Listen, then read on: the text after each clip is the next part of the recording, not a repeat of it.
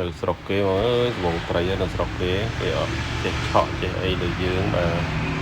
ទគេនេសាទគេយកតែថ្នាំធំហ្នឹងត្រូវថ្នាំស្បង់ណាគេបាទទូវាអត់យកបងប្អូនហើយតែយើងត្រីវាស្បូរវាកើតកូនកើតចៅវាស្បូរហូរហៀនៅស្រុកគេបាទនៅស្រុកខ្មែរយើងលេងឆក់លេងអីហ្នឹងងាប់អស់ហើយទូយើងទៅអស់ហើយហើយយើងវាហិនហោចហើយបាទនឹងស្រុកគេគ្រប់ច្បាប់គេគ្រប់ច្បាប់ហើយយើងគឺស្រឡាញ់ធម្មជាតិគេស្រឡាញ់សត្វស្រឡាញ់តាំងពីត្រីឡើងមិននេសាទនឹងគឺទឹកគូពី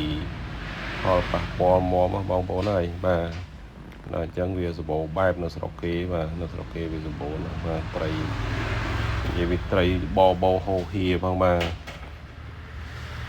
នៅគេនេសាទគេយកតែធំឯងទូគេប្រឡែងទៅវិញឯងបងប្អូនបាទចឹងវាអត់យកទេវាយកតែធំនៅត្រីសមុទ្រនេះក៏សម្បូរដែរ